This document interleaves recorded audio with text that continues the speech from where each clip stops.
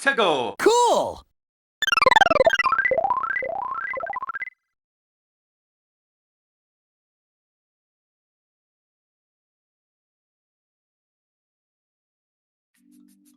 Hey everyone, it's Nux, and today is going to be a bit of a strange video because it's not necessarily going to be a video strictly about Sonic or a video strictly about Mario or a rant or anything like that.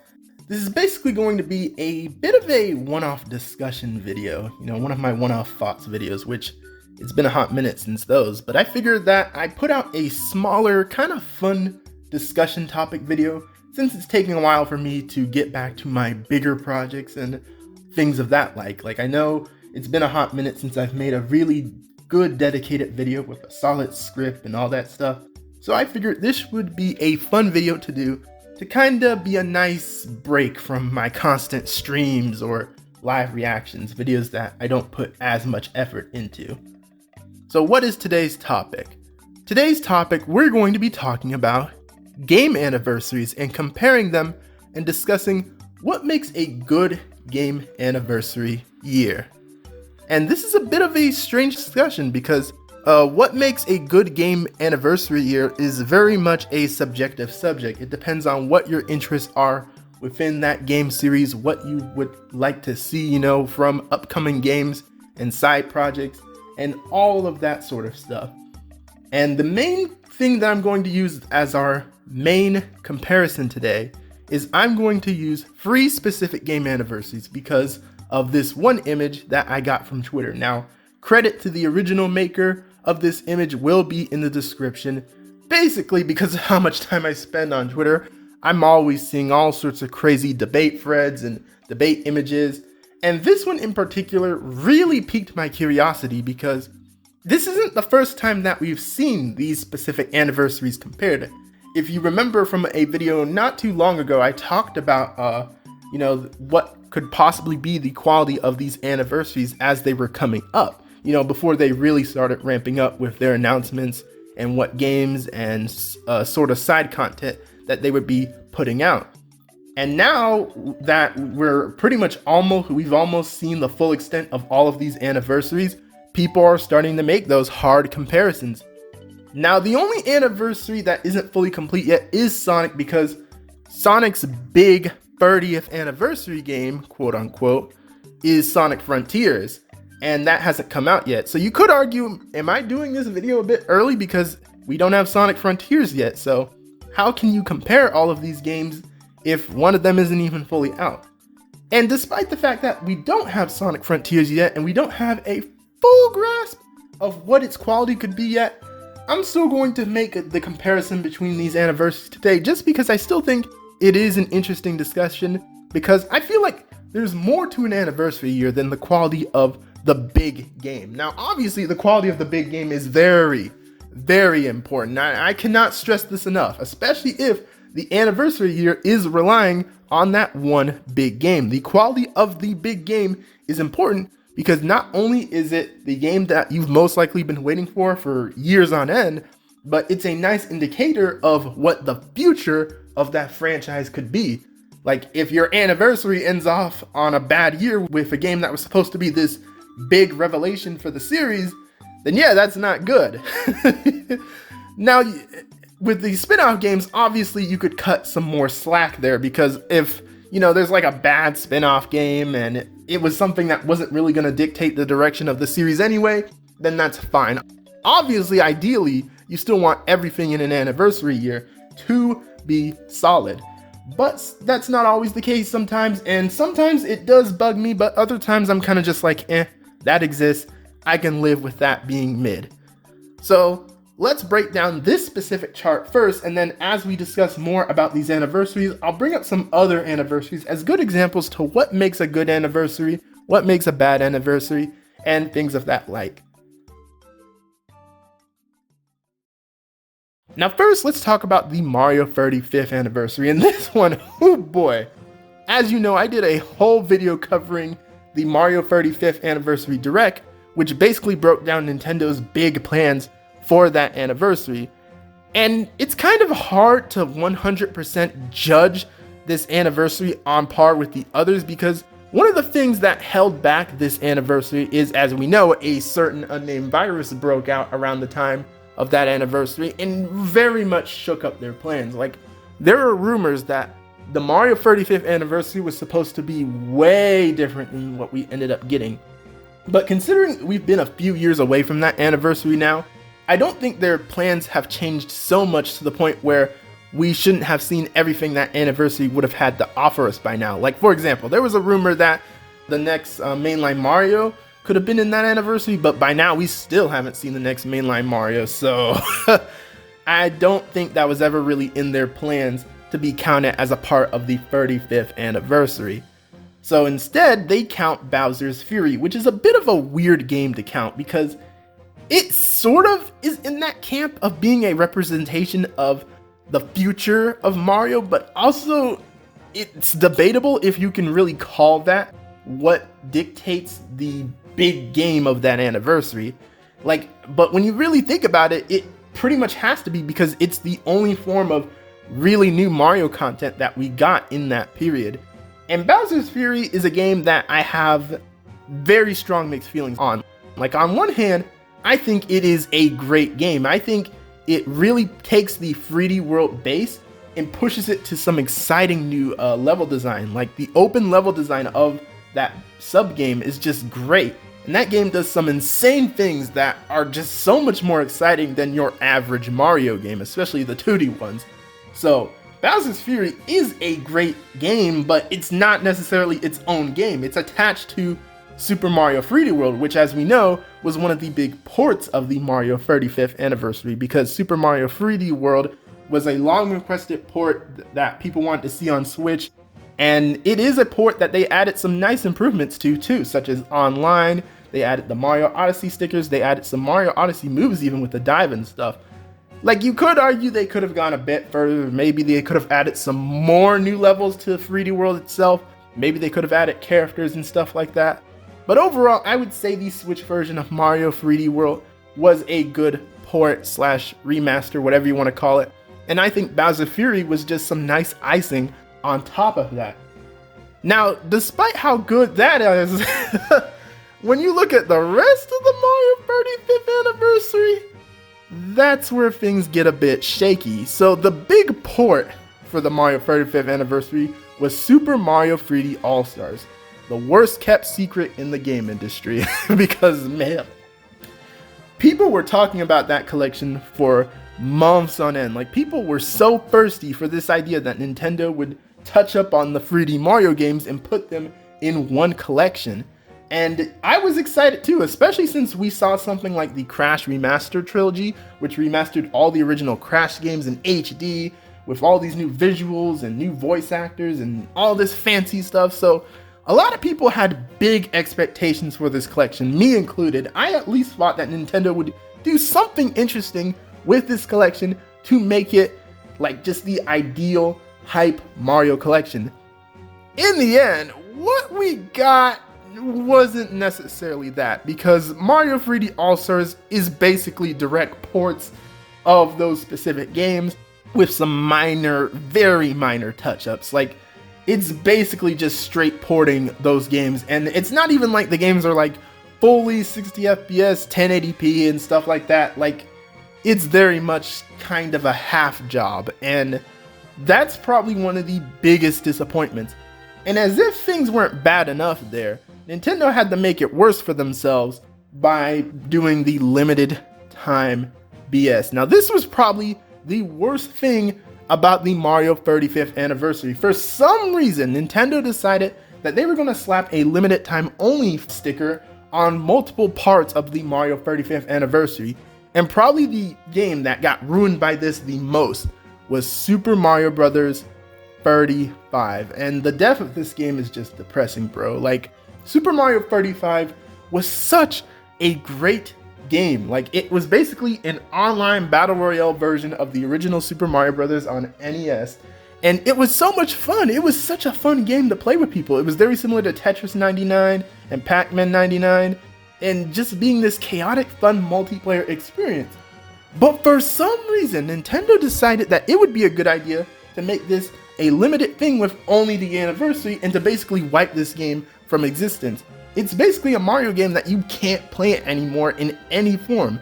So while it was this fun thing, you know, for the anniversary period itself, the game is just gone now. So it's hard to really call it this amazing thing when we can't even play it anymore. Like, if you can't even play a game anymore, what's the point? You know, like it's just very depressing what ended up happening with that game, and all sorts of other stuff too, like the Mario Game & Watch. I don't know why Nintendo was so obsessed with the limited time BS, but it just really put a big damper on the Mario 35th anniversary. And also the other side stuff wasn't necessarily exciting either. You had stuff like Mario Kart Live Home Circuit, which that just kind of existed to me. Some people found some nice enjoyment out of that, and there were definitely some good memes out of it for sure. But other than that, it was just something that kind of existed, you know? So now let's get into Kirby. Kirby is another anniversary that is a little more concrete. There could be some last minute stuff they do, but I think we pretty much have a nice grasp on how the Kirby 30th anniversary turned out. And I would have to say that the Kirby 30th anniversary is very close. If not, I would just call it the flat out winner of this, because the Kirby 30th anniversary was nothing but pure heat from start to finish. Let me explain. So first of all, HAL made it very clear that they had plans for the anniversary. It wasn't like with, you know, Sonic and Mario, where they were kind of coy about it for a long bit and we didn't really know if they had plans for it. No, they were transparent from the start that they had plans from this anniversary. Now, it was a long period of silence for a bit, and we didn't know exactly what extent they were going to be doing stuff for the anniversary. But that quickly changed fast when we got the announcement of Kirby and the Forgotten Land, which, oh boy, that is definitely a big game. It's literally Kirby's first 3D game. And I'm not going to say too much on Kirby and the Forgotten Land because I don't want to spoil my big review I have planned for that. But all you need to know is, yeah, that is one hell of an anniversary game. It's definitely a game that makes up for the months of silence with Kirby. So yeah, great game. And just a nice indicator that Kirby is not falling off anytime soon. But next, we got to talk about ports and remasters, and this is where I feel a little more divisive. Now, as people know, in my live reaction of the last Nintendo Direct, when I saw Return to Dreamland Deluxe, I felt very mixed about it, and some people were getting on my case, thinking that I was hating on it and that I was being a big hypocrite because I'm apparently this big lover of the Return to Dreamland formula, but a remake gets announced for it, and I'm just like not excited. Like, what you doing, Nux? What are you doing? It's not that I hate it, bro. Like, I'm actually pretty excited to see that Return to Dreamland is coming back.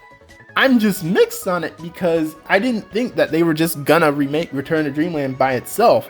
And that's very divisive to me because Return to Dreamland is such a sacred game to me. It is one of the best Kirby games, if not the best Kirby game in the franchise.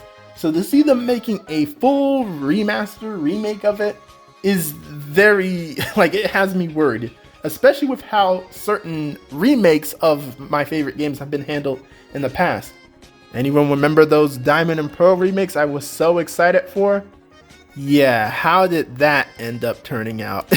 You know, like, that's part of the reason why I was very mixed with Return to Dreamland Deluxe. But overall, it's shaping to look very interesting, and I think it has the potential to surpass the original Return to Dreamland and be the definitive version of that game. My main nitpicks just, you know, go with the fact that I just don't know if this is going to beat the original, and it's debatable if this is going to have enough content to justify being the big representation for big Kirby ports and stuff like that. See, which leads into what my main problem with Return to Dreamland Deluxe is. I was really hoping we'd get like a Kirby Dream Collection 2 or some type of follow-up to the original Kirby Dream Collection that would be a nice collection of some of the more recent Kirby games, such as Kirby Triple Deluxe, Kirby Planet Robobot, because those games right now are stuck on the Nintendo 3DS, which, no hate to the Nintendo 3DS, but to get those games on Switch, to let people know just how good modern Kirby has been, Like, it would just be very miraculous. But unfortunately, maybe I had my expectations a bit too high with that, because those are more recent games, and we know how stingy as Nintendo can be when it comes to collections. Like, we know how stingy Nintendo can be when it comes to collections sometimes. Like, back in the day, maybe it would have been something they would do, but yeah, nowadays they're a lot more stingy with that stuff. And HAL is a subsidiary of Nintendo. They got to get stuff approved by them for sure. So we don't know what the heck they could have had planned in place of Kirby Return to Dreamland Deluxe, but overall, I still think it's a great announcement. And the only thing I truly don't like about it is, man, I hate that they changed DDD's design, bro. I can't stand his Forgotten Land design in that form. It just looks hideous. But that's going to bring us to the spin-off games. And for spin-off games this year, we really only had one major one, which was Kirby's Dream Buffet. Kirby's Dream Buffet is a game that exists. I didn't end up buying it, but I did hear a lot of people did get enjoyment out of it, and there are a lot of cool things about that game. For example, there are these cool costumes. It has online. The online can be a bit jank, I hear, which, of course, it's Nintendo Online, so who's really surprised? But overall, I hear that's an okay spin-off, which is what I would expect from a typical anniversary year spin-off. So I would say overall, Kirby's 30th slapped. Kirby's 30th slapped when it came to the main games. But there was a little more than that truly elevated it into a great anniversary. Namely, the Kirby 30th Music Fest. The Kirby 30th Music Fest was just on another level. It was just on another level. It was a beautiful celebration of the Kirby music throughout the franchise, and it really honored a lot of the series' legacy and just gave us some amazing remixes to some of Kirby's best music. Like, the cover they did for 𝗿𝗲𝗳𝗲𝗄 was insane. Like, I cannot stress enough how good that festival was. However, there is one big negative to that music fest. One major negative that holds it back from elevating this anniversary year to perfect. And that is the fact that, like with all the Mario BS, they decided that they were going to make this a limited time thing. Like, they had re-uploads of the anniversary concert music and everything, but they were like, nope, limited time, we're going to take it down, and if we re-upload it, we're also going to take those down.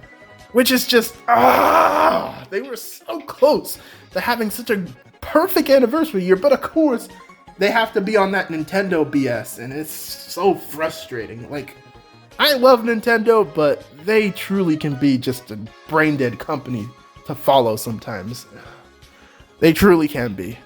But yeah, that's my feelings when it comes to Kirby's anniversary. Overall, despite that massive blunder, it was amazing. Now, I was going to talk about Sonic's anniversary now. I did him last for a reason, because it's Sonic, so y'all already know I'm about to go hard for him. But there's something I forgot to mention. Paper Mario the Origami King technically counts a part of the Mario 35th anniversary, because it did come out that same year, and I mainly forgot about it because it's not on the chart, but yeah, that is a game that counted. And one of the reasons why I think that is also a good game that added to that anniversary is because, well, it was an actual game that came out. Unlike, with Bowser Fury, which was more shaky because of the fact that it was attached to 3D World, Origami King was its own separate thing. Now, in terms of my thoughts on Origami King,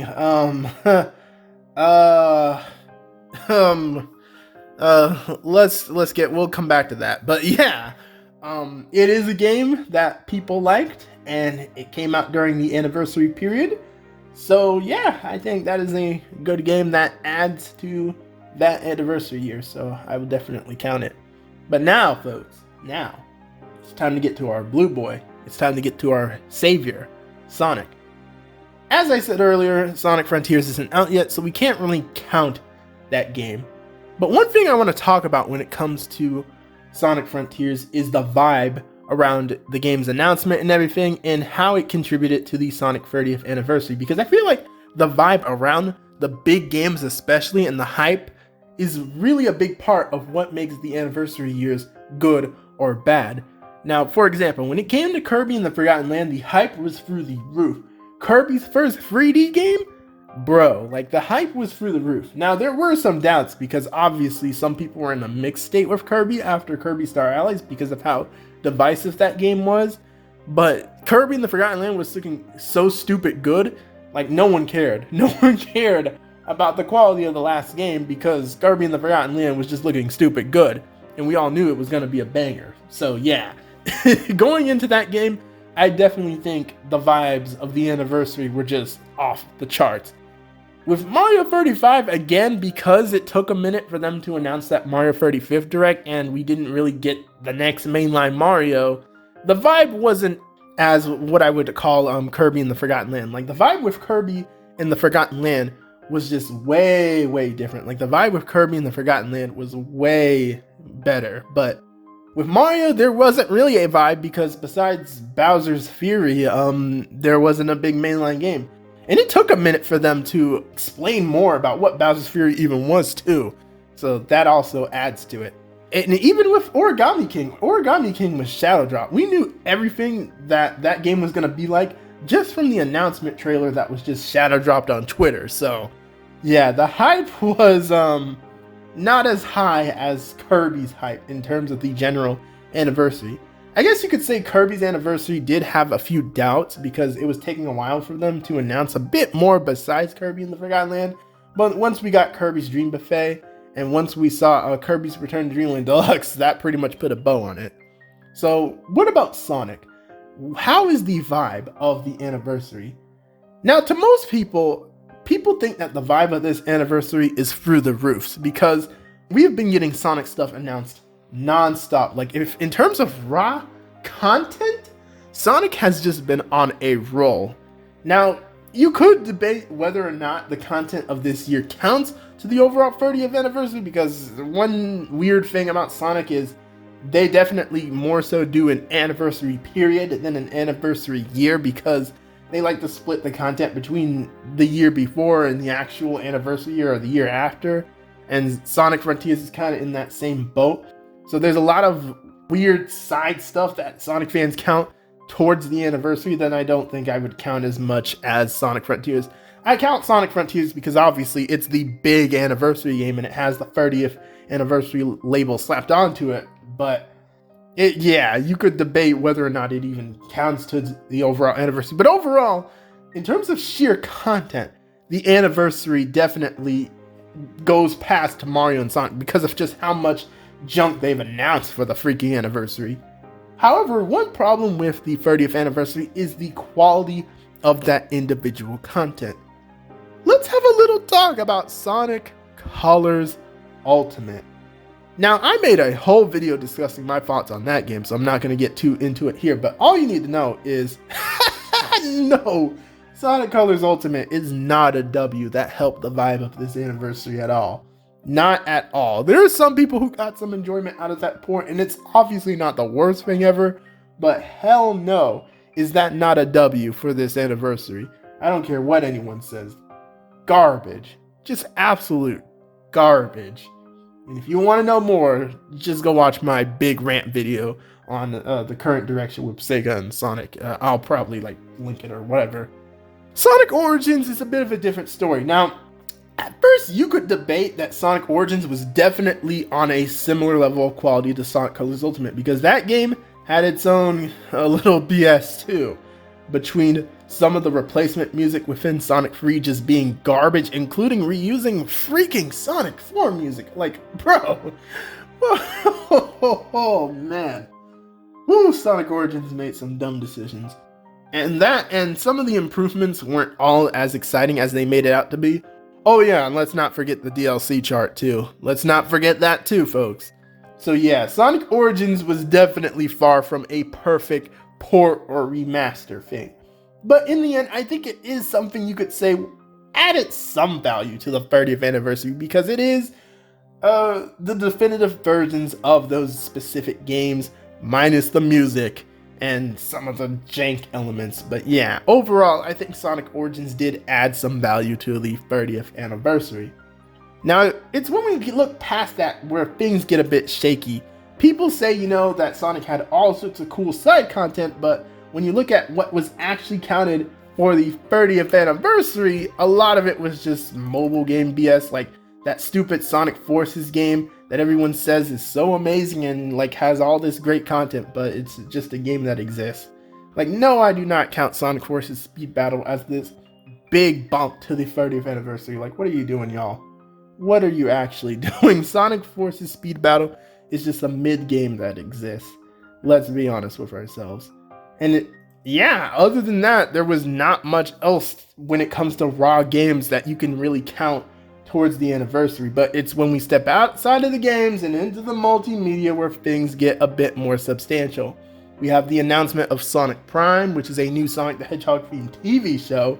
And people are currently going crazy for that, especially with the new footage we got. As to where I'm just kind of like, because I don't feel as enthusiastic. And there's some things I've seen about that show that I just don't like. But I guess it's something. It's making people excited in some way. So that's something. And then obviously the next big thing is Sonic the Hedgehog 2, the movie, Sonic the Hedgehog 2022, which is basically the big Sonic movie sequel that follows up on the 2020 Sonic movie 1. And overall, that would contribute to the 30th anniversary. And overall, that's definitely a W because it was a pretty solid movie. It was probably the most exciting Sonic thing we'd seen in a hot minute in terms of like raw multimedia stuff.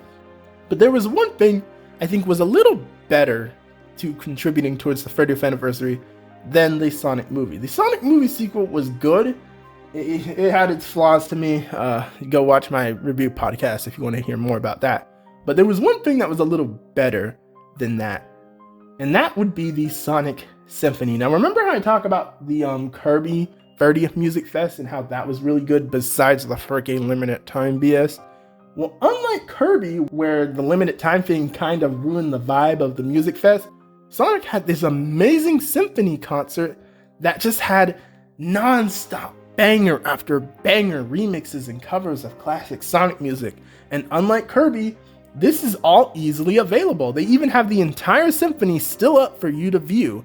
So yeah, I also think the variety of the Sonic Symphony was way better than the Kirby 30th Music Fest. Like, the variety was still good with the Kirby 30th Music Fest, but the Sonic Symphony just went a step beyond and just covered way more games and gave way more love to the history of this franchise. There was a few areas I wish it would have covered. Like, come on guys, why do you disrespect Sonic Rush like that, bro? Why? And why'd you give more attention to Sonic Game Gear? Like, come on now. But other than that, it was a solid, beautiful show. And probably one of the best things from Sonic in like, God knows how long. Now let's turn back around to Sonic Frontiers. And what is the vibe around that specific game? And my thoughts are that the vibe on that specific game have been all over the freaking place. Now, when it was first revealed, obviously, you know, everyone was creaming themselves because, oh my God, Sonic in open world. But if you know me, you know that I was a bit more divisive because of the fact that they weren't showing gameplay. All we had was a CGI teaser, and they were quiet on showing what this game could actually be like. And when we did get gameplay, yikes is all I'll say. So yeah, the vibe was definitely not as strong as when it was first announced. And for me, at least, the vibe was not good from the start. So yeah, going into Sonic Frontiers, I just don't have that same level of hype that I did with Kirby and the Forgotten Land. Naturally, it's a little more than Bowser's Fury, mostly because we didn't know what the heck Bowser's Fury was, and Bowser's Fury was attached to freaking 3D World, so naturally, maybe it had a little more than Bowser's Fury, but objectively, I just think that when you look at Sonic's 30th anniversary as a whole, it's not as strong as some people think it is. Especially because of the fact that the big ports, you know, Colors Ultimate and Sonic Origins, were a bit fumbles. Now, you could argue they were a bit better than what Mario was doing, especially because of the limited time BS, but here's the thing with 3D All-Stars. 3D All-Stars is generally a good, like, port in terms of quality. Like, yeah, it's direct ports, but the games are intact and they don't have any jankness to them or stupid Caesar glitches. And even though they had announced the games for a limited time, 3D All-Stars is still in freaking stores. Like, Nintendo tells you that they were selling that for a limited time, but they basically kept it in stores and reprinted it because that game sells like hotcakes. Like, people go crazy for collections. Like, it's so stupid Nintendo doesn't do more of them. Ugh. But yeah, those are my thoughts on the main 3 anniversaries that sparked me to do this video. And overall, my ranking is that I think Kirby obviously had the better one just because the quality was more consistent. The hype was just an all-time high. You could argue that coming off of Star Allies, things were a bit shaky. Obviously, me personally, I love Star Allies, but overall, it was a great anniversary.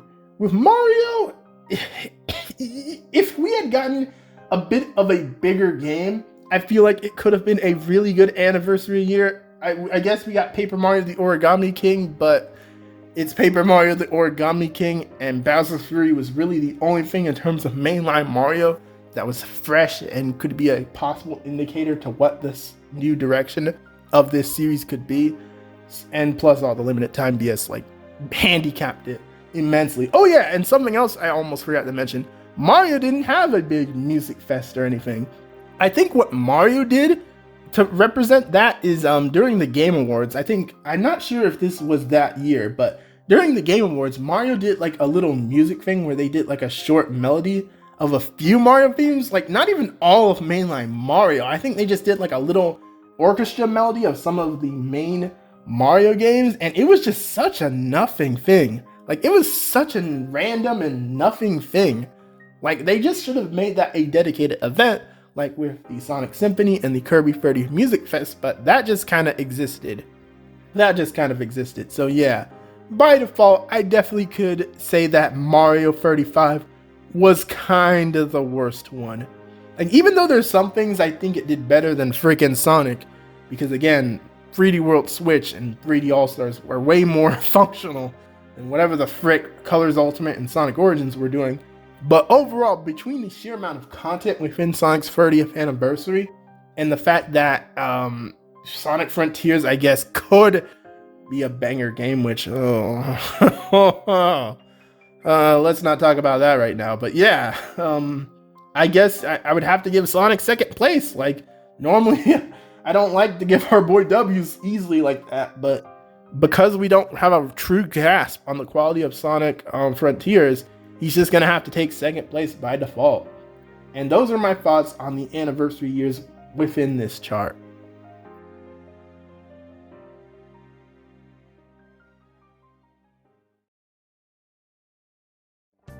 Alright, so to end this big discussion on game anniversaries off, I'm going to talk a bit more about some past anniversaries that I think are either good or were just kind of anniversary years that existed, or anniversaries year that I think were straight garbage. To put it nice, not to put it nicely, but yeah, just anniversaries years that I didn't like as much.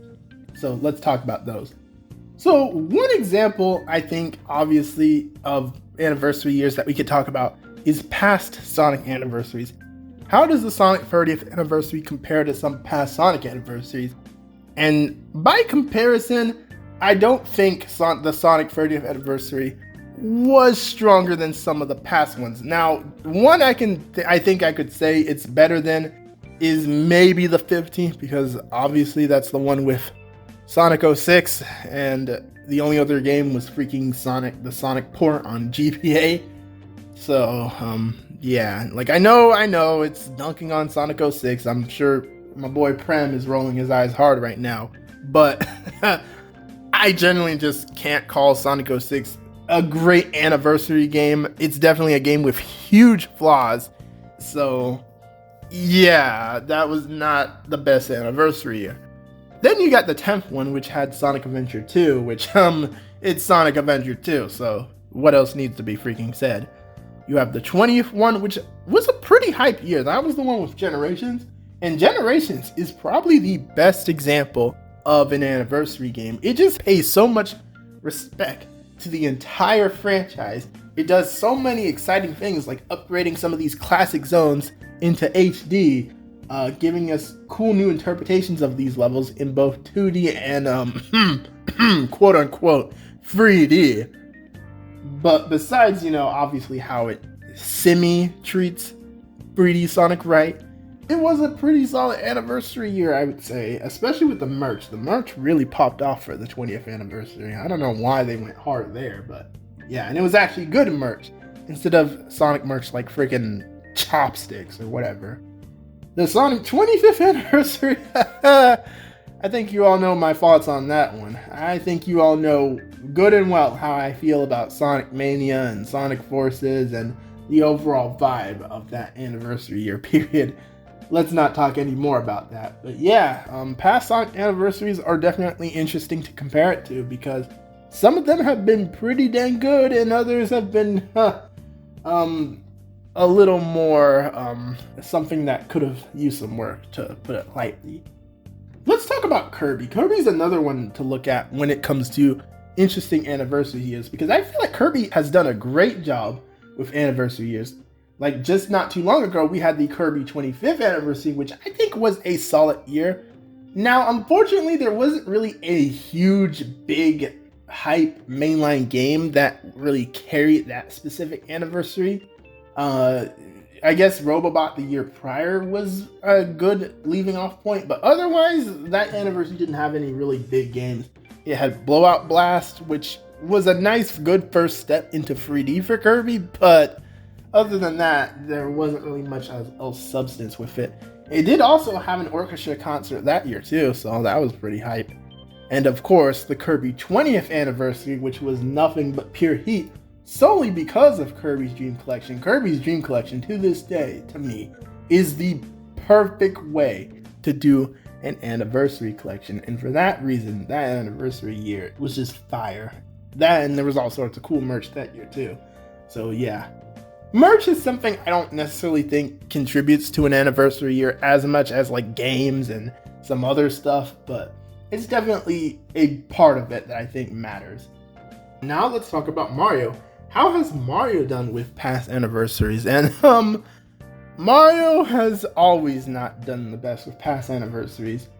As you know, one of the most infamous Mario anniversary years was when Mario celebrated his 25th one, and the only thing he did was port Super Mario All-Stars, an SNES game, on the Wii and call it a day. Now, there was some cool side stuff like music on a disc and some manuals with some cool art, but other than that, yeah, not a good anniversary year. Not a good anniversary year, especially since I think the Kirby Dream Collection came out not too long around that point. So Kirby just absolutely destroyed Mario that year, and it was embarrassing. Like, it's so bizarre to me how poorly Nintendo treats their main IP. Like, you would think Nintendo would be the one going crazy for Mario's anniversary years. They would be the ones with big music fest and a bunch of spin-off games and all sorts of stuff. For some reason, Nintendo always either puts half effort or does stupid choices that just fuck up the entire vibe of the anniversary. It's so annoying, but yeah. But they did have one decent good Mario anniversary year. Like, a lot of people say that Mario anniversary years always suck, but there are not even one. There are a few exceptions to this. Firstly, the Mario 30th anniversary. And this was a really fun one because the main game that they were relying on for this one was Super Mario Maker, which I think is probably one of the most important and fun Mario games ever made. Super Mario Maker was such a monumental step in Mario history because it was so amazing to see people create their own Mario levels and get to share them with people and just have all these crazy features and side stuff that we can do too. Like, Mario Maker is one of my favorite Mario games, so without a doubt, that was definitely a good anniversary year just from that alone. And I think there was also some nice side stuff that year as well. Still not on par with Kirby's 30th for sure, but a pretty solid anniversary year. And another anniversary year I think was good in terms of Mario is probably something you're not expecting. The year of Luigi. Yeah, the year of Luigi to me was probably one of Nintendo's best celebrated anniversary years because they really put respect on my boy Luigi after just years of neglect with him.